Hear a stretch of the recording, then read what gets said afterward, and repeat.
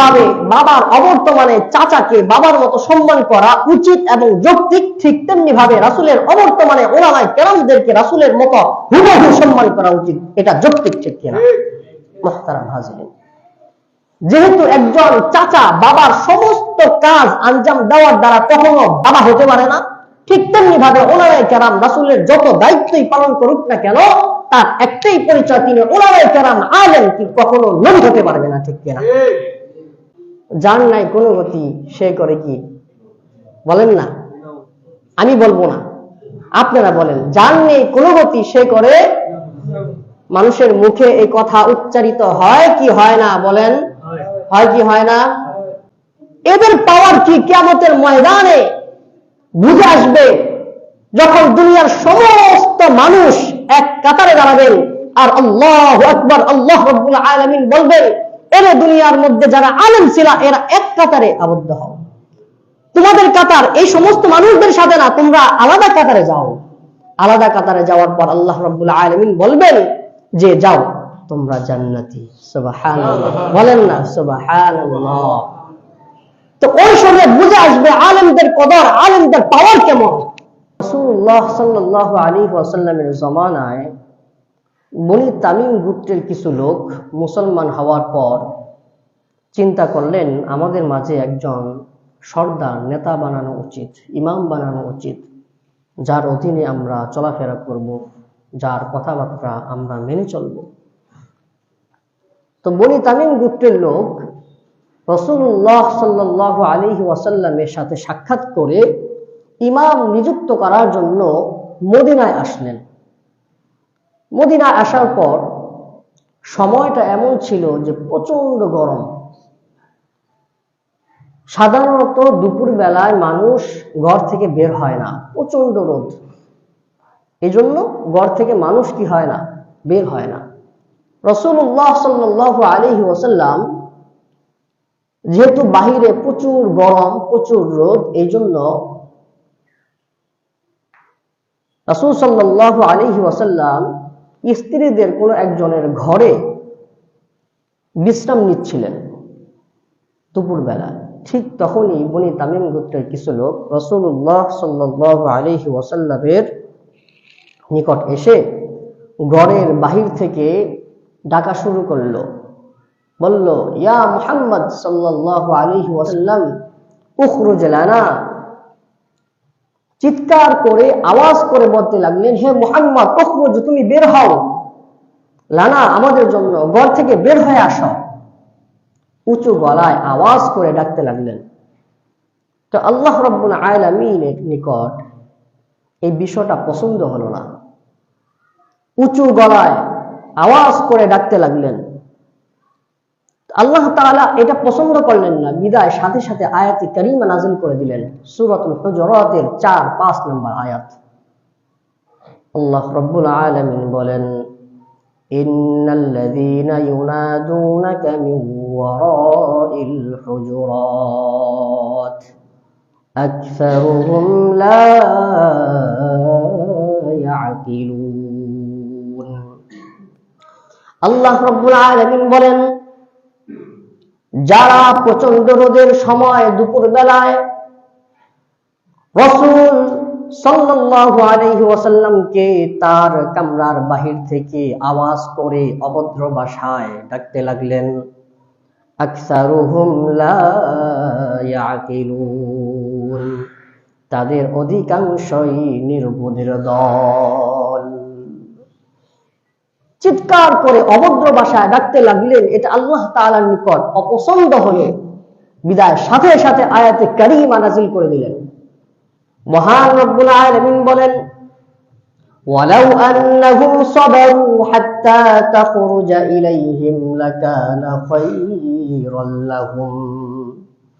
ওয়ালাউ আন্নাহুম সাবারু, যদি বনি তামিম গোত্রের লোকেরা ধৈর্য ধারণ করে দাঁড়িয়ে থাকতো, হাত্তা তাখরুজা ইলাইহিম, রাসূল সাল্লাল্লাহু আলাইহি ওয়াসাল্লাম নিজ ইচ্ছায় স্ব-ইচ্ছায় ঘর থেকে বের হওয়ার আগ পর্যন্ত যদি তারা দাঁড়িয়ে থাকতো, লাকানা খায়র, তবে এটাই তাদের জন্য উত্তম হতো।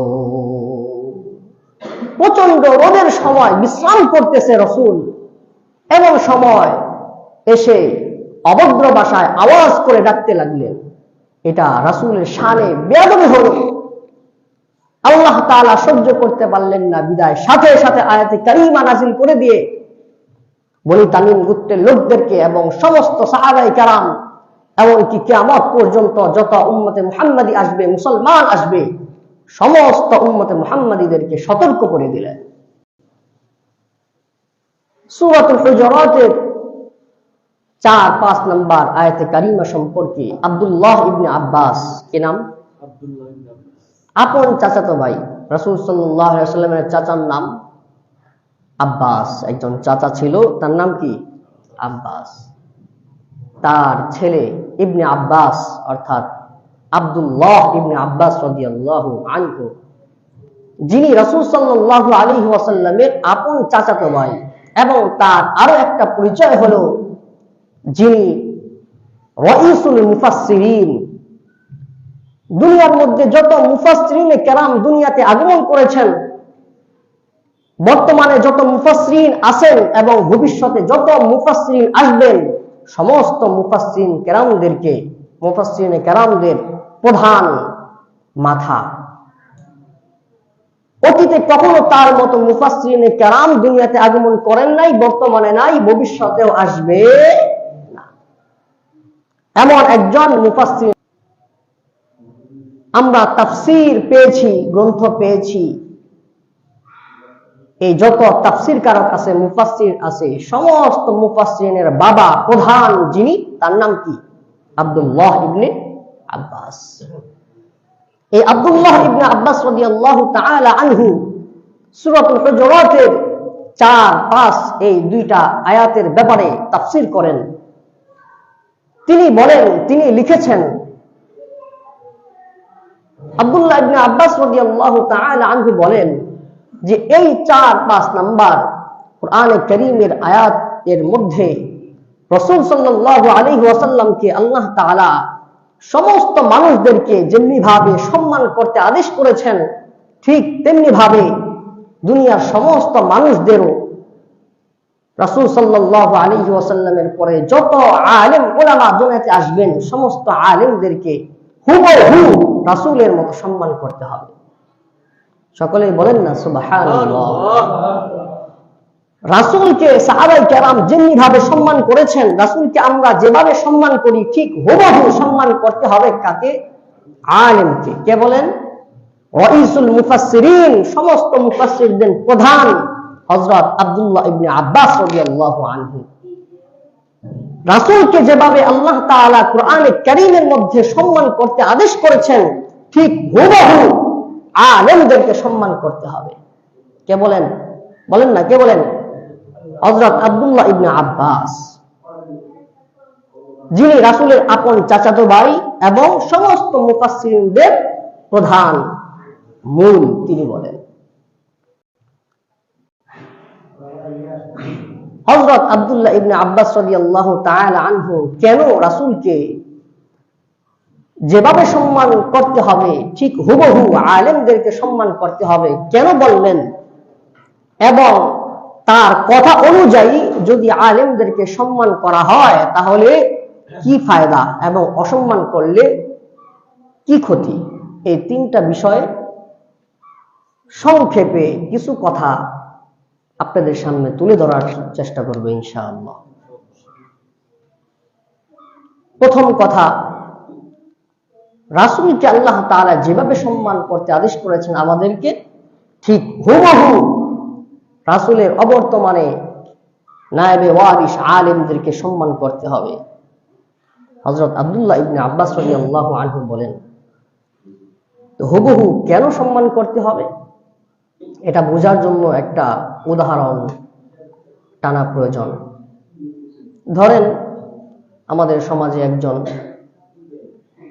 একটা বাচ্চা ভূমিষ্ঠ হবে, মায়ের গর্ভে আছে, এখন মায়ের গর্ভে থাকাকালীন তার বাবা ইন্তেকাল করলো। এখন ওই বাচ্চা ভূমিষ্ঠ হওয়ার পর তার বাবাকে দেখলো না, ওই বাচ্চাকে লালন পালন করে বড় করে তুলল এবং লেখাপড়া করাইল যিনি, তিনি হলেন তার আপন চাচা। কেঠা? বাবার কাজ কে করলো? চাচাই করলো।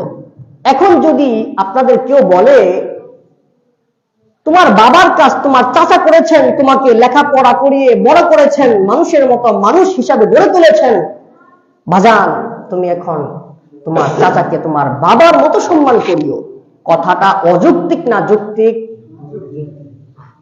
বাবার মতো চাচাকে সম্মান করা উচিত কি উচিত না? কথাটা যৌক্তিক তো নাকি?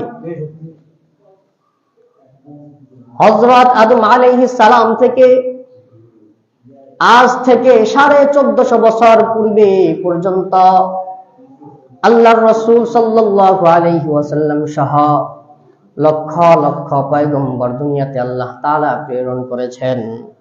সমস্ত নবী রাসূলদের দায়িত্ব ছিল দুনিয়ার মধ্যে যত মানুষ আগমন করেছেন করবেন তাদের সমস্ত মানুষদেরকে জাহান্নাম থেকে বাঁচানোর জন্য, জান্নাতের পথ দেখানোর জন্য। সমস্ত নবী আম্বিয়া আলাইহিস সালাম দুনিয়াতে আসছেন আসার একটা কারণ, অথবা বলতে পারেন রাসূল বা নবীদের দায়িত্ব ছিল সমস্ত মানুষদেরকে জাহান্নামের পথ থেকে বাঁচানোর জন্য, জান্নাতের পথ দেখানোর জন্য। এক এক করে নবী গত হয়েছেন। সর্বশেষ নবীকে, আমাদের নবীকে, দুই জাহানের সরকার মুহাম্মদুর রাসূলুল্লাহ সাল্লাল্লাহু আলাইহি ওয়াসাল্লাম।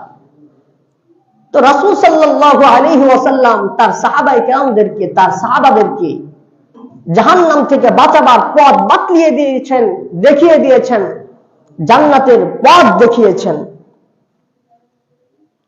তো রাসূল সাল্লাল্লাহু আলাইহি ওয়াসাল্লাম তো চলে গেছেন। এখন রাসূল সাল্লাল্লাহু আলাইহি ওয়াসাল্লামের যে দায়িত্ব জাহান্নাম থেকে বাঁচাবার পথ দেখানো, জান্নাতের পথ দেখানো, এই দায়িত্বটা কার? রাসূল সাল্লাল্লাহু আলাইহি ওয়াসাল্লাম পর্যন্ত সমস্ত মানুষ জান্নাতে যাবে এবং তার পরবর্তী অর্থাৎ আমরা এবং ভবিষ্যতে যারা আসবে এদের সবার কি জাহান্নাম থেকে বাঁচার কোনো দরকার আছে না? দরকার আসেনি? কিয়ামত পর্যন্ত যত মানুষ আসবে সমস্ত মানুষ কি জাহান্নামে যাবে? জান্নাতে যাবে না? তো জাহান্নাম থেকে বাঁচবেন কিভাবে যদি তাদেরকে কেউ সতর্কই না করে? তাদেরকে জাহান্নাম থেকে বাঁচানোর জন্য পথ দেখিয়ে দিলেন কে? রাসূল তো দুনিয়াতে নাই। এই জন্য রাসূল সাল্লাল্লাহু আলাইহি ওয়াসাল্লাম ইন্তেকাল করেছেন। রাসূল সাল্লাল্লাহু আলাইহি ওয়াসাল্লামের যে দায়িত্ব ছিল, এই দায়িত্ব স্বয়ং রাসূল সহ এবং আল্লাহ রাব্বুল আলামিন এই নবী আম্বিয়া আলাইহিস সালামের দায়িত্বটা উম্মতে মুহাম্মাদের মধ্যে যারা উলামায়ে কেরাম তাদেরকে দিয়ে দিয়েছেন। বলেন না আল্লাহু আকবার। অর্থাৎ এই উম্মতের মধ্যে যারা উলামায়ে কেরাম এরা হলেন নবীর ওয়ারিস। আমাদের স্বভাব হলো আমাদের বেটা, আমাদের ছেলেদেরকে আমরা ওয়ারিস হিসাবে রেখে যাই, আমাদের সম্পত্তি। কিন্তু নবী উলামায়ে কেরামদেরকে রেখে যান তাদের ওয়ারিস, ইলমের ওয়ারিস হিসাবে। নবীরা কোনো ওয়ারিস রেখে যান না, তাদের সম্পত্তি ওয়ারিস হিসাবে রেখে যান, তাদের ইলম ওয়ারিস হিসাবে রেখে যান। আর তাদের ওয়ারিস কারা? উলামায়ে কেরাম। রাসূল সাল্লাল্লাহু আলাইহি ওয়াসাল্লাম দুনিয়া থেকে চলে গেছেন, ওনার দায়িত্ব এখন উলামায়ে কেরামদের, ঠিক কিনা? উলামায়ে কেরাম আমাদেরকে এবং যারা আসবে কিয়ামত পর্যন্ত সমস্ত মানুষদেরকে হেদায়েতের পথ দেখাবেন, জাহান্নাম থেকে বাঁচানোর পথ দেখাবেন, জান্নাতের পথ দেখাবেন, ঠিক কিনা? মুহতারাম হাজিরিন, যেহেতু রাসূল নাই, কার কাজ কে করলো? রাসূলের কাজ উলামায়ে কেরাম করলো। বলেন না, কার কাজ কে করলো? রাসূলের কাজ উলামায়ে কেরাম করলো।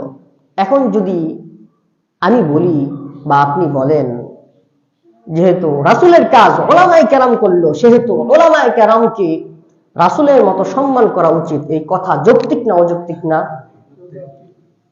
যৌক্তিক, ঠিক কিনা?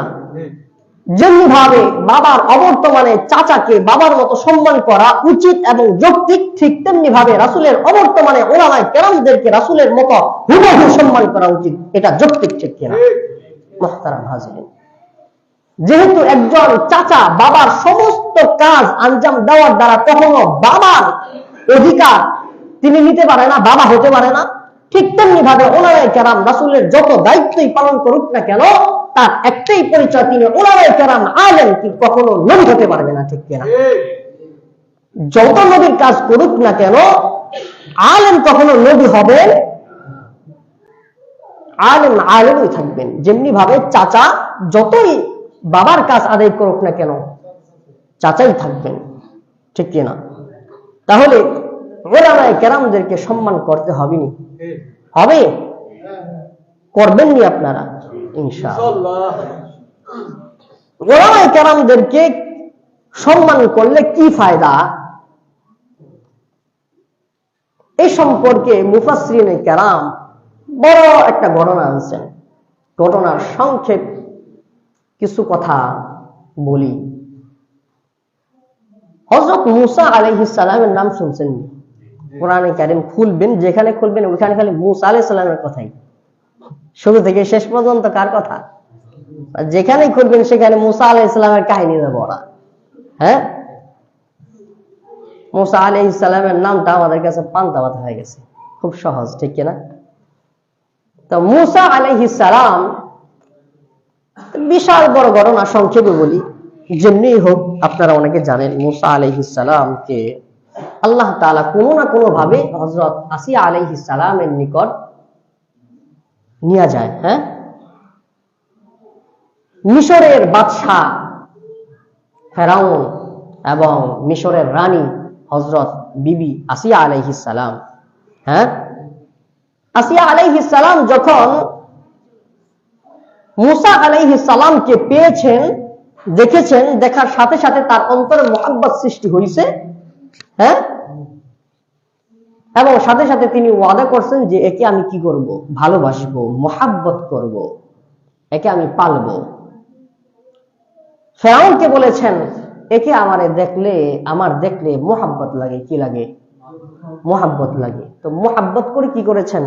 বুকে টেনে নিয়েছেন। তো মুফাসসিরিনে কেরাম এই ঘটনাকে লিখে কিতাবের মধ্যে লিখে প্রমাণ করে যে এই যে মুসা আলাইহিস সালামকে মুহাব্বত করেছেন শুধুমাত্র এই একটা কারণে, মুহাব্বত করেছেন এই একটা কারণে হযরত আসিয়া আলাইহিস সালাম ইন্তিকাল করেছেন ঈমানদার অবস্থায়। সুবহানাল্লাহ। শুধুমাত্র মুহাব্বত করেছেন, এই জন্য মৃত্যু হয়েছে কি অবস্থায়? ঈমানদার অবস্থায়, ঈমান অবস্থায়। তো মুফাসসিরিনে কেরাম বলেন ঠিক তেমনি ভাবে যদি কোনো বান্দা বান্দি উলামায়ে কেরামদেরকে সম্মান করে, মুহাব্বত করে, তাহলে ওই ব্যক্তির ঈমান অবস্থায় মৃত্যু হবে। সুবহানাল্লাহ।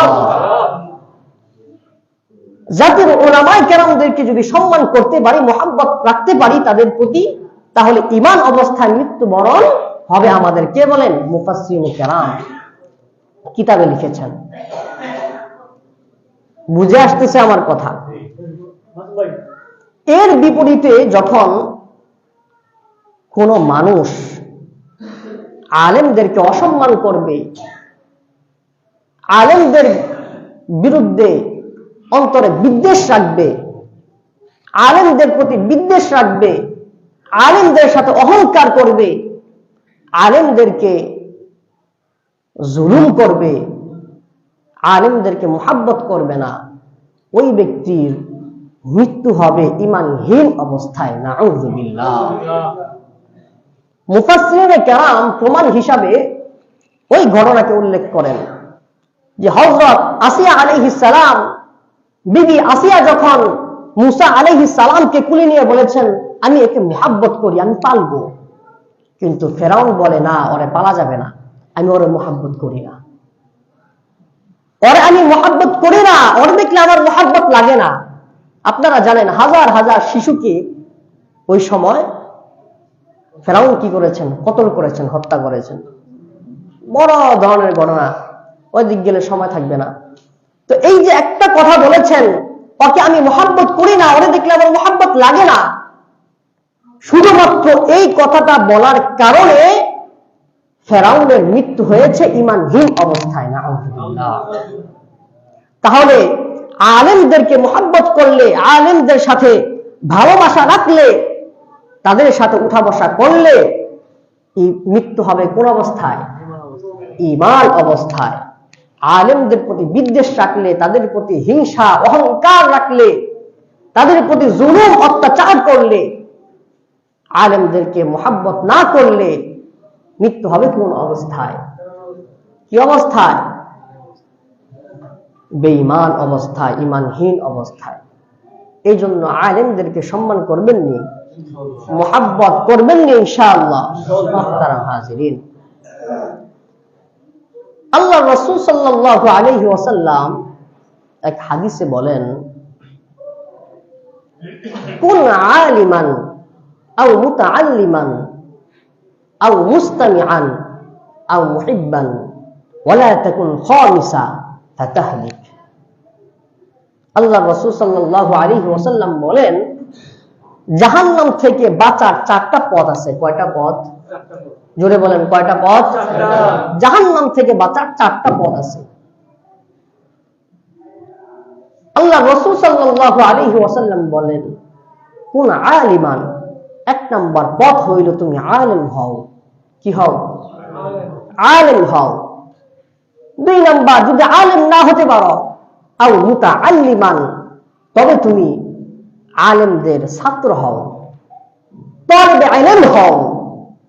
যদি তালিবে ইলম না হতে পারো, 3 নাম্বার অপশন, আও মুস্তামিআন, তবে আলেমদের কথা শোনো, আলেমদের কথা শোনো এবং সেই অনুযায়ী আমল করো।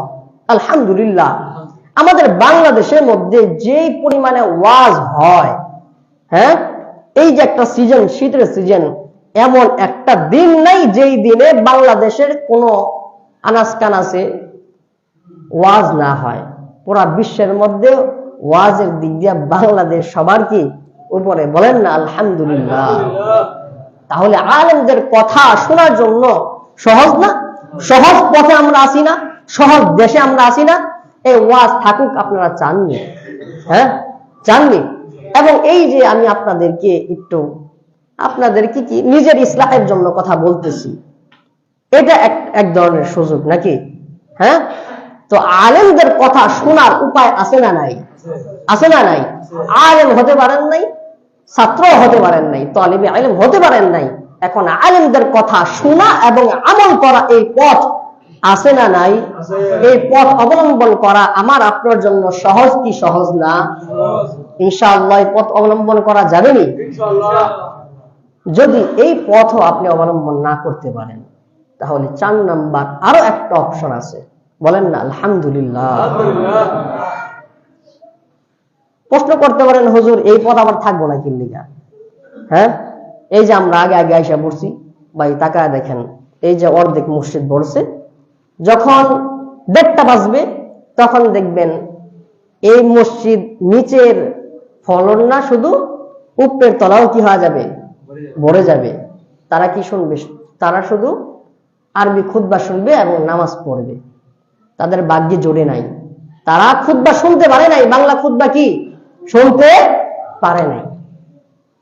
তো এরকম হাজার ও হাজার মানুষের বর্তমান অবস্থা এটাও শুনতে পারে না। অথবা ধরেন একজন মানুষ কারাগারে গেছে, 10 বছরের কি হয়েছে? সাজা হয়েছে, আলেমও না, হ্যাঁ, তালিবে ইলমও হতে পারে নাই এবং আলেমদের কথা শুনবে এই সুযোগও নাই। 10 বছর কারাদণ্ড, কারাগারে আছে 10 বছর, মানে কি হয়ে গেছে? সাজা হয়ে গেছে। এই মানুষের করণীয় কি? বা যারা আলেমদের কথা শুনতে পারে না, এই মানুষের করণীয় কি? রাসূলুল্লাহ সাল্লাল্লাহু আলাইহি ওয়াসাল্লাম বলেন, এই মানুষ আলেমদেরকে মুহাব্বত করবে। বলেন না সুবহানাল্লাহ। আলেমদেরকে মুহাব্বত করা সহজ নাকি সহজ না? খুব সহজ না? আলেমদের প্রতি হিংসা রাখা যাবে না, বিদ্বেষ রাখা যাবে না, তাদের প্রতি অহংকার করব না, তাদেরকে ভালোবাসবো। হ্যাঁ, এটা সহজ না একদম। এই 4 নম্বর পথ অবলম্বন করা যাবে নি। রাসূল সাল্লাল্লাহু আলাইহি ওয়াসাল্লাম বলেন ওয়ালা তাকুন খামিসা, জাহান্নাম থেকে বাঁচার 5ম নাম্বার কোন পথ নাই। ফাতাহলিক, এই 4টা ছাড়া 5ম নাম্বার কোন পথ নাই। 5ম নাম্বার পথ খুঁজতে যাইবা, নিজে নিজে মাতব্বরি করতে যাইবা, ফাতাহলিক, তোমার দুনিয়া এবং আখিরাত বরবাদ করে দেবেন কে? আল্লাহ। বলেন না কে? আল্লাহ। 5ম নাম্বার কোন পথ আছে? কিন্তু বর্তমান সমাজের অবস্থা তো এমন যে মানুষ, অনেক মানুষের মুখে এই কথা আছে, যার নাই কোনো গতি সে করে কি? বলেন না, আমি বলবো না, আপনারা বলেন, যার নেই কোনো গতি সে করে।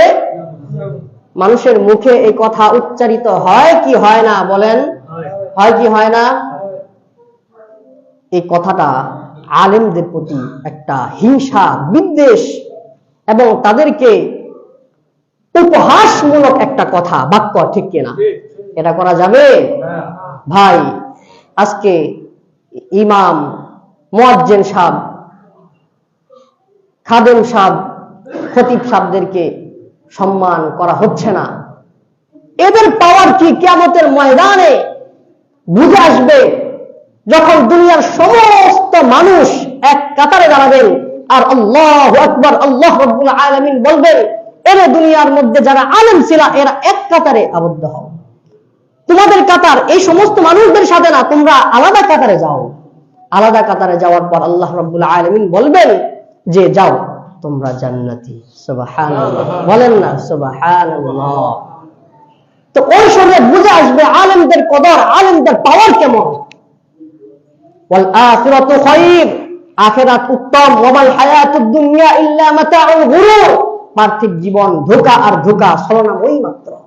আর দুনিয়া সিজনুল মুমিন ওয়া জান্নাতুল কাফির, দুনিয়া তো মুমিনদের জন্য না, দুনিয়া মুমিনদের জন্য কয়েদিখানা, জেলখানা। এই জন্য একজন ইমাম আল্লাহ তাআলার দিকে তাকায়া 7,000, 8,000, 10,000, 15,000-এ কি করে? মসজিদে ইমামতি করে, চাকরি করে।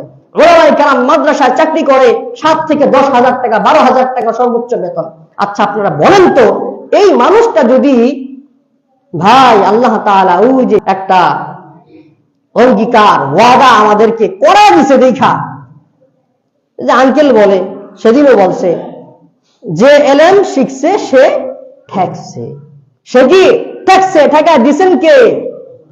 আল্লাহ তাআলা ঠেকা দিছেন দেখা আজকে 7 থেকে 12,000 টাকা বেতনে ওলামায়ে কেরাম মসজিদে ইমামতি করে, ওলামায়ে কেরাম মাদ্রাসায় চাকরি করে।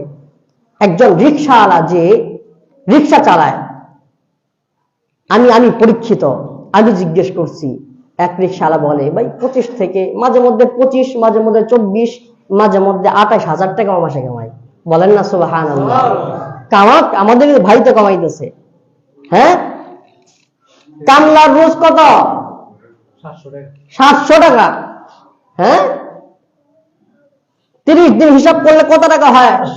যোগ করেন না মুহতারাম হাজিরিন। কিন্তু এইদিকে ওলামায়ে কেরাম যায় না, কারণ আল্লাহ তাআলার সাথে ওয়াদাবদ্ধ হয়ে গেছে। দুনিয়া আরাম আয়েশের জায়গা না, টাকা পয়সা কামানোর জায়গা না। দুনিয়া টুকটাক, আখিরাত তোমার ঠিকঠাক হতে হবে, ঠিক কিনা মুহতারাম হাজিরিন? দুনিয়া টুকটাক, আখিরাত ঠিকঠাক, এটা বোঝার জন্য, এর উপর আমল করার জন্য ওলামায়ে কেরাম মাদ্রাসা চাকরি করে 7 থেকে 12,000 টাকা, মসজিদে পড়ে থাকে 7, 15, 16,000 টাকা। মুহতারাম হাজির, বুঝে আসতেছে না ওলামায়ে কেরাম কেন কদর করতে হবে ওলামায়ে কেরামদেরকে। রাসূল সাল্লাল্লাহু আলাইহি ওয়াসাল্লামের স্পষ্ট বার্তা, স্পষ্ট মেসেজ। রাসূল সাল্লাল্লাহু আলাইহি ওয়াসাল্লাম বলেন যে কিয়ামতের ময়দানে আল্লাহ রাব্বুল আলামিন সমস্ত মানুষদেরকে প্রথমে এক কাতারে দাঁড় করাবেন। এরপর বলবেন যে এরে ওলামায়ে কেরাম, দুনিয়াতে তোমাদেরকে ওলামায়ে কেরাম হিসাবে আমি চিহ্নিত করেছি, আলেম বানাইছে জাহান্নামে তোমাদেরকে জ্বলবার জন্য নয়, অতএব তোমরা আলাদা হয়ে যাও। সুবহানাল্লাহ, বলেন না। আলাদা হওয়ার পর বলবেন যাও তোমরা জান্নাতে যাও। সুবহানাল্লাহ। এই যে জান্নাতে যাচ্ছে, রাসূল সাল্লাল্লাহু আলাইহি ওয়াসাল্লামের স্পষ্ট হাদিস। এই যে জান্নাতে হাঁটি হাঁটি পা পা করে যাচ্ছে, এদিক সেদিক তাকাচ্ছে যে কেউ আমাকে ডাকে কিনা, কোন পরিচিত কোন মানুষকে আমি দেখি কিনা, ওলামায়ে কেরাম তাকাইতে তাকাইতে হাঁটি হাঁটি পা পা করে অর্থাৎ আস্তে আস্তে হাঁটতে থাকবে জান্নাতের পথে। একটা মানুষ যিনি গুনাহগার, যিনি আলেম নন, যিনি জাহান্নামী, ইনি ওই আলেমকে ডাক দিবে, এর হুজুর দুনিয়াতে আমি আপনাকে মহব্বত করতাম, আমি না আপনাকে এক গ্লাস পানি খাওয়াইছিলাম। কি খাওয়াইছি? লাখ টাকার কথা বলছি? আঙ্কেল লাখ টাকা না, এক গ্লাস পানি। আমি না আপনাকে এক গ্লাস পানি খাওয়াইছিলাম, আমি তো আপনাকে মহব্বত করতাম, আমি আপনাকে মহব্বত করতাম।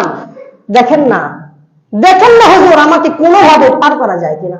আল্লাহু আকবার। ওই আলেম এরে হাতটা ধরে টান দিয়ে জাহান্নাম থেকে উঠিয়ে তার সাথে জান্নাতে নিয়ে যাওয়ার জন্য আল্লাহ তাআলার কাছে ফরিয়াদ করবে। বলেন না সুবহানাল্লাহ।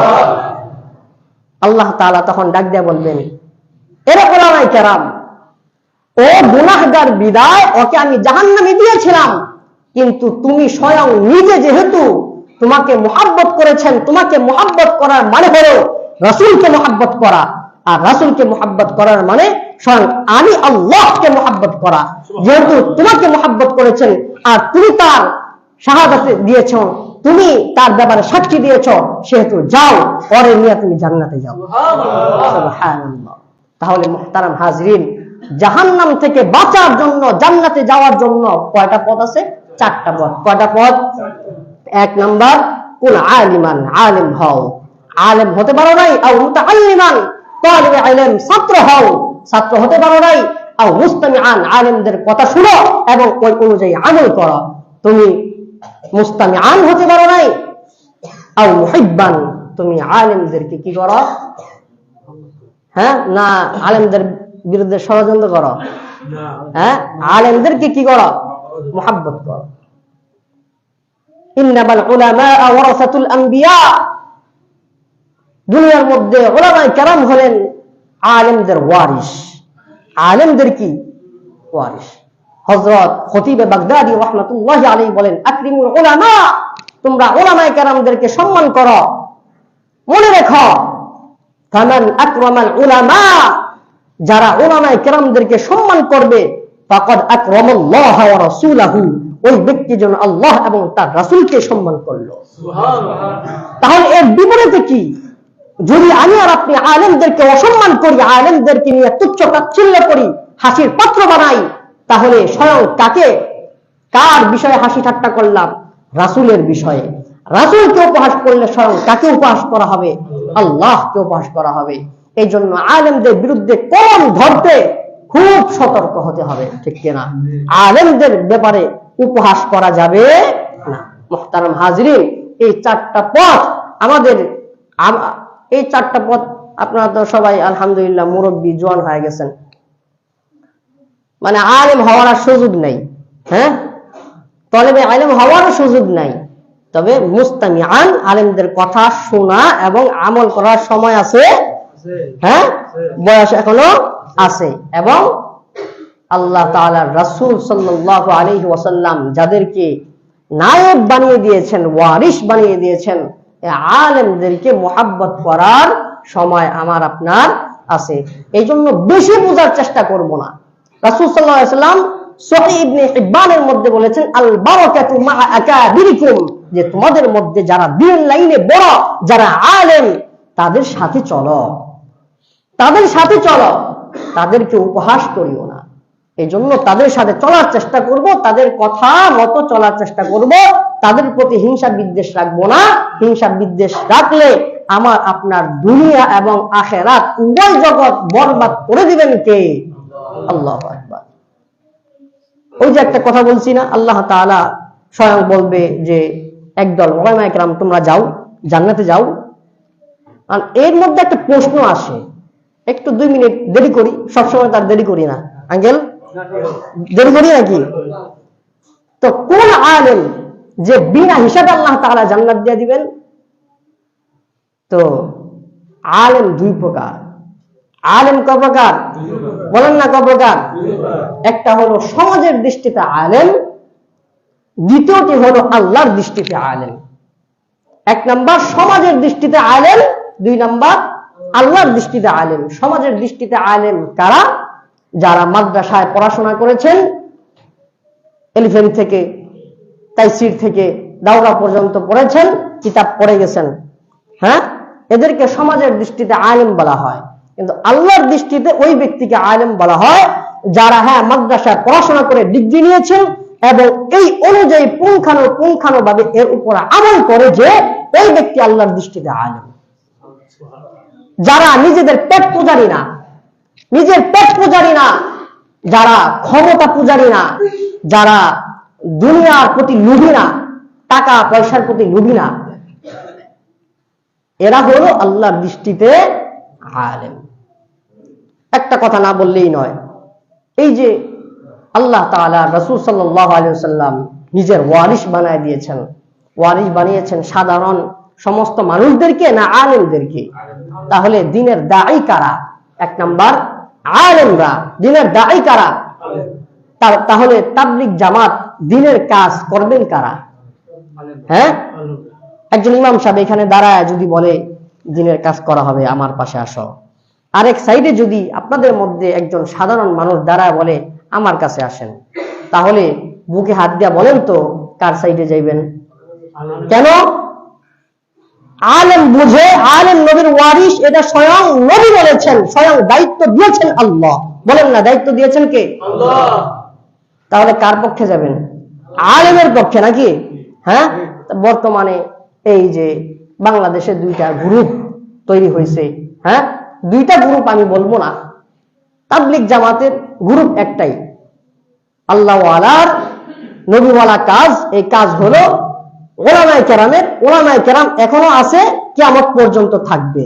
হ্যাঁ, এদেরকে মাইনাস করে যারা ইলমহীন মানুষ, জাহেল, অজ্ঞ মানুষ বলবে আমাদের সাথে আসো, এরা আলাদা একটা ফিতনাওয়ালা গ্রুপ, ঠিক কিনা? তো দুইটা গ্রুপ না, একটা গ্রুপ, একদল তো আছেই দিনের কাজ করলে ওয়ালা, তাবলীগ জামাত। এরা হলো কি? ওলামায়ে কেরামের জামাত। বলেন না, ওলামায়ে কেরামের জামাত। দ্বিতীয়টি যারা, তারা কি? ফাসিক। তারা কি গ্রুপ? ফাসিকি গ্রুপ, এতাতি গ্রুপ। কি গ্রুপ? এতাতি গ্রুপ। এতাতির গ্রুপে যাওয়া যাবে না। এই যে বাংলাদেশে যারা লিড দিচ্ছে, যারা প্রধান, এদের প্রত্যেকটার আমলনামা আপনারা ঘেটে দেখেন, এদের আমলনামা কি? প্রত্যেকটার ব্যাংক অ্যাকাউন্টে দেখবেন শত শত কোটি টাকা। নাউযুবিল্লাহ, বলেন না, শত শত কোটি টাকা। কার এজেন্ডা তারা বাস্তবায়ন করতে চাইতেছে আমরা বিভিন্ন ভিডিও এখন দেখতেছি। আমাদের আর বোঝার বাকি, বলেন না, বোঝার বাকি। ওসামার নেতৃত্বে উলামায়ে কেরামদের দলে ৩-৪ জনকে শহীদ করেছে না? ওসামা এর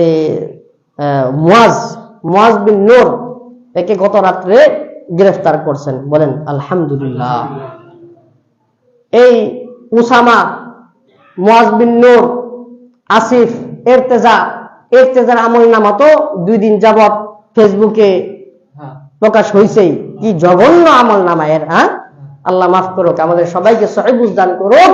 এবং যারা উলামায়ে কেরামের রক্ত ঝরাইছে, এর পিছনে যারা ভূমিকা পালন করছে, ভূমিকা রাখছে, এদের সবাইকে আইনের আওতায় আনা হোক। অতি সত্তর ফাঁসির কাস্টে আমরা এই রোহিতপুর পূর্ব জামে মসজিদের সমাজের সমস্ত মানুষ, মুসল্লি আমরা দেখতে চাই এবং সরকারের নিকট আবেদন জানাই ইনশাআল্লাহ। আল্লাহ তাআলা আমাদের সবাইকে সহিহ সমাজ দান করুক, আলেমদের সাথে থাকার তৌফিক দান করুক। আমিন। ওয়া আখিরু দাওয়ানা আলহামদুলিল্লাহি রাব্বিল আলামিন।